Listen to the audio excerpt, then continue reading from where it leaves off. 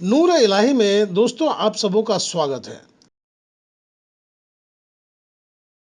हम आज आपको लिए चलते हैं मुंबई माहिम स्थित मखदूम साहब बाबा के दरबार में। बाबा मखदूम साहब के विषय में आपको बता दूं कि पुलिस विभाग से लेकर सरकारी विभाग के कर्मचारी बाबा के मुरीद रहे हैं, क्योंकि बाबा के शरण में जो भी पहुंचे हैं उनकी मुराद जरूर पूरी हुई है। पुलिस विभाग के कई अधिकारी जो किसी केस का गुत्थी नहीं सुलझा पाते थे और वह आकर बाबा से मदद की प्रार्थना करते थे, उनकी अनसुलझी केसेस सुलझ गए। यही वजह है कि सदियों से यह चलता आ रहा है कि जब उर्स होता है तब बाबा के मजार पर पुलिस विभाग का पहला चादर चढ़ाया जाता है।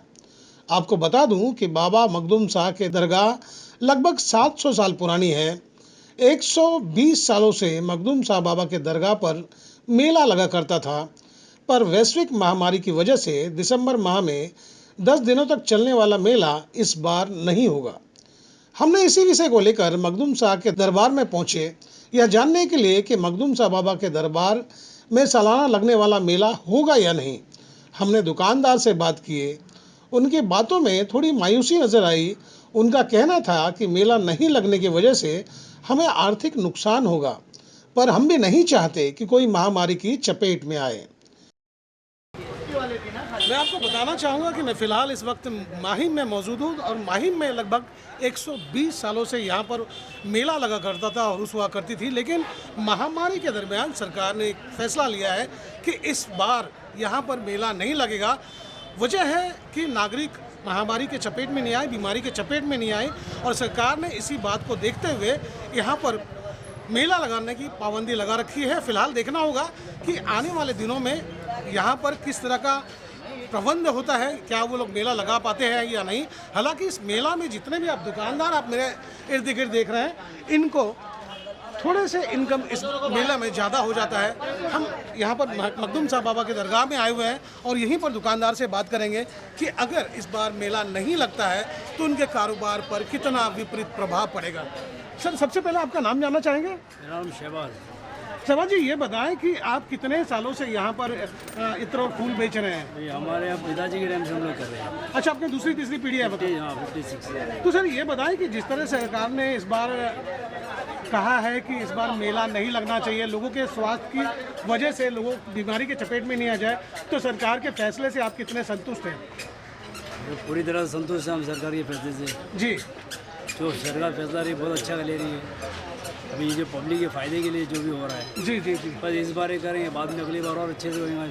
अच्छा सर, जानना चाहेंगे दूसरी बात कि अगर इस बार मेला नहीं लगता है तो जाहिर सी बात है कि मेला जब लगता है तो लोगों का हुजूम कुछ ज़्यादा आते हैं और कारोबार में इजाफा होता है। तो क्या लगता है कि कितना आपका नफ़ा नुकसान की अगर बात की जाए तो कम से कम कितना घाटा हो सकता है आपको? पूरा घाटा होगा इसमें, मतलब कमाई रोज होएगा नहीं तो पूरा घाटा होगा। और अभी जैसे कि लोग लॉकडाउन खुला है, जाहिर सी बात है कि लॉकडाउन के दरमियान भी काफ़ी कम लोग आते थे, तो इस समय में कैसा रहा आपका कारोबार? बहुत मुश्किल से निकाला, मुश्किल से जी। तो अब कुछ ठीक हुआ या नहीं? अभी जरा ठीक है, लाइन पे है, ट्रेन चालू हो जाएगी तो और लाइन पे आ जाएगी। अच्छा, ट्रेन चालू हो जाएगी ट्रेन के ऊपर। तो दोस्तों देखा आपने जिस तरह से यहाँ के जो दुकानदार हैं उनका कहना है कि अगर ट्रेन खुल जाता लोगों की आवाजाही बढ़ जाती थी और यहाँ पर जो लोग अपने अपने दुकान चला रहे हैं उनके कारोबार में थोड़ा सा इजाफा हो जाता। लेकिन महामारी की वजह से लोगों के दिलो दिमाग में खौफ है और यही वजह है कि लोग भीड़ में नहीं आना चाहते। और शायद हकीकत ये है कि महाराष्ट्र के इतिहास में यानी कि बाबा मखदूम साहब की दरगाह की अगर बात की जाए तो 120 सालों के इतिहास में ये पहला अवसर ऐसा है कि यहाँ पर मेला नहीं लगने वाला है।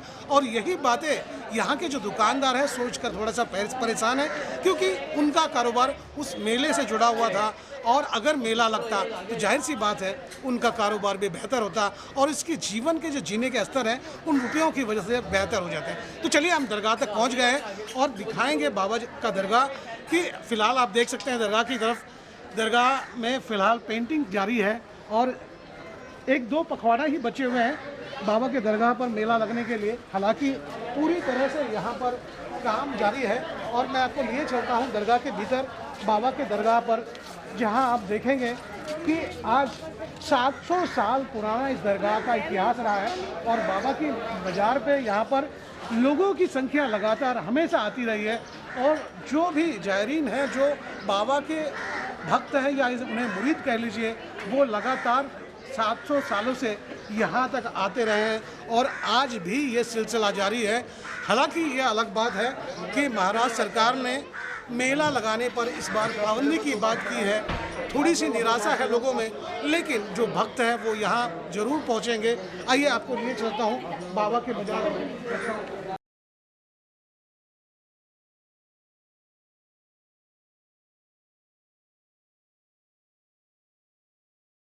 आपने अभी देखा कि मखदूम साहब बाबा के दरगाह में उनके मज़ार पर भक्त का आना अब भी लगा हुआ है, लेकिन संख्या थोड़ी कम है। और मैं सबसे महत्वपूर्ण जो चीज़ आपको बताने जा रहा हूँ वो ये चीज़ देख रहे हैं आप, सऊदी के काबा से ये गिलाफ बाबा को पेश किया गया था और लगभग कई दशक बीत चुके हैं। वो यहाँ पर बाकायदा ये कांच के पीछे रख दिया गया हुआ है और ताकि लोगों को पता चले कि ये कहाँ से आया था और कैसे बाबा तक पहुँचे। कि यादगार है माहिम दरगाह में जो भी जायरीन यहाँ पर आते हैं वो ज़रूर इस काबा शरीफ के जो गिलाफ है उसको निहारते हैं और वो परमात्मा को याद करते हैं, खुदा को याद करते हैं।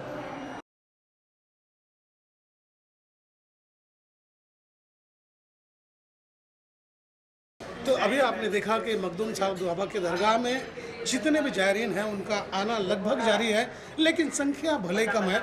हम आपको पीछे समुद्र में लिए चलते हैं जहां कहा जाता है कि बाबा कभी वहां बैठक किया करते थे, वो जगह भी दिखाएंगे आपको।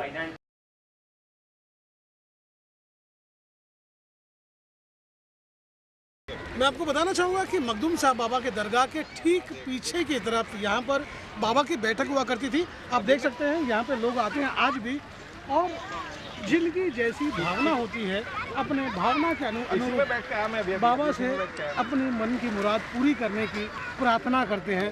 कभी आपको भी अगर मौका मिले तो आप भी आए यहाँ पर। हो सकता है अगर आप तहे दिल से बाबा से अगर कुछ मांगते हैं तो आपकी भी मुरादें पूरी हो जाएगी। जी हाँ, माहिम में यह एक फेमस मखदूम साहब बाबा का दरगाह है। 29 तारीख को यहाँ पर मेला लगना था, लेकिन इत्तेफाक से महामारी की वजह से मेला कैंसिल हो चुका है। लेकिन भक्त और भगवान का रिश्ता अलग ही होता है, वो लगातार जारी रहेगा। वहीं मखदूम साहब बाबा के ट्रस्टी साहिल खंडवानी से इस विषय पर जब बात किए तब उन्होंने विस्तार से मखदूम साहब बाबा और मेले के विषय में जानकारी दी है। आप भी सुने उन्होंने क्या बताया। मैं आपको बताना चाहूँगा कि मैं फ़िलहाल इस वक्त माहिम में मौजूद हूँ और महाराष्ट्र के इतिहास की अगर बात की जाए तो महाराष्ट्र के इतिहास में कभी ऐसा नहीं हुआ कि कभी कोई दरगाह का उर्स को रोक दिया गया हो। जी हाँ, महामारी को देखते हुए इस बार सरकार ने इस तरह के फैसले लिए हैं और इसका क्या विपरीत प्रभाव पड़ेगा, इसी मुद्दे को लेकर हम दरगाह के ट्रस्टी के पास आए हुए हैं। मैं फ़िलहाल मखदूम साहब बाबा दरगाह के जो ट्रस्टी हैं उनसे सुहेल जी हमारे साथ जुड़े हुए हैं। वो बताएंगे कि अगर उर्स नहीं होता है इस बार तो यहाँ पर जो व्यापारी मौजूद हैं या दरगाह ट्रस्ट के हैं उन पर किस तरह का विपरीत प्रभाव पड़ सकता है। सुहेल जी, ये मुझे बताएं कि महाराष्ट्र में पहली बार ऐसा हो रहा है कि जब से दरगाह बनी है तब से लेकर आज तक कभी कोई उर्स नहीं रोका गया होगा, लेकिन इस बार महामारी को देखते हुए सरकार ने इस तरह के फैसले लिए हैं। क्या कहना चाहेंगे आप, कितना विपरीत प्रभाव पड़ेगा इस पर? देखिए, माहिम दरगाह जो है एक 605 साल पुरानी दरगाह है और माहिम में ये जो उर्स की बात करें, मैं थोड़ा आपको करेक्ट करूँ, ये उर्स नहीं है, ये एक माहिम का फेयर है जो 1901 का गैजेटेड फेयर है, जिसको मखदूम शाह पीर मखदूम साहब चैरिटेबल ट्रस्ट को एक मैंडेट मिला है कि मखदूम शाह की ऑनर में ये फेयर होना चाहिए। ये लगभग 120 साल की गवर्नमेंट की गैजेटेड रिवायत है जो ब्रिटिश के टाइम से चली आ रही है। ये पहली बार ऐसा हो रहा है 120 साल में कि ये मेला नहीं हो रहा है। माहिम दरगाह का एक प्लेटफॉर्म जो है ह्यूमैनिटी का प्लेटफॉर्म है और हमारे लिए भी एक लाइफ जो है ह्यूमन की एक पैरामाउंट इंपॉर्टेंस के ऊपर है। हम भी नहीं चाहेंगे कि मेले में भीड़ हो और किसकी जान के ऊपर खतरा हो। जहाँ तक कि आपने इसका बताया कि ये क्यों नहीं हो रहा है मेला, आप सबको मालूम है कि कोविड-19 का जो ये चल रहा है पूरी दुनिया एक पॉज के ऊपर है। हमने गवर्नमेंट को ये टाइम परमिशन भी नहीं मांगी बिकॉज हम भी नहीं चाहते थे कि हमारे तरफ से किसको तकलीफ हो।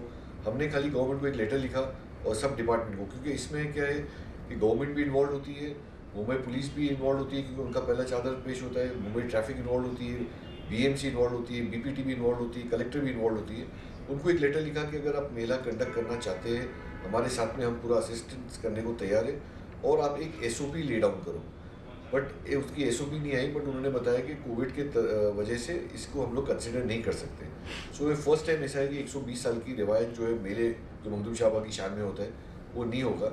जहाँ तक कि जो लोगों को इस पर असर पड़ेगा वो डेफिनेटली, क्योंकि यहाँ लगभग 400-500 स्टॉल होती थी, एंटरटेनमेंट जोन होता था, लोग ऑल ओवर महाराष्ट्र से इधर आते थे, तो डेफिनेटली बिजनेस पे तो इफेक्ट पड़ेगा। बट आज पूरी दुनिया में जीडीपी का इशू है, अपने कंट्री का जीडीपी इशू है, तो ये 10 दिन में भी डेफिनेटली फ़र्क तो पड़ेगा। जो छोटे मोटे स्टॉल ओनर्स आते थे उनको भी तकलीफ हो जाएगी कि भाई ये पूरे साल में लोग कमा के पूरी रोज़ी करते थे, तो ये एक इशू तो रहेगा ही।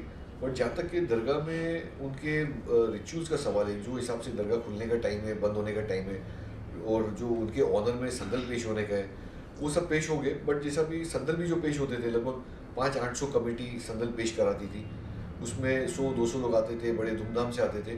तो ये टाइम एक अवान जारी किया गया है कि बहुत ही ग्रेसफुली आवे, 4-5 लोगों में आवे, कोई चीज़ का ऐसा रब्ता रखे दरगाह कमेटी से, पहले से आपका नंबर और रजिस्टर करा ले हुए लोगों को कि भाई हम लोग 4 आदमी आ रहे और संदल पेश करेंगे, चादर पेश करेंगे।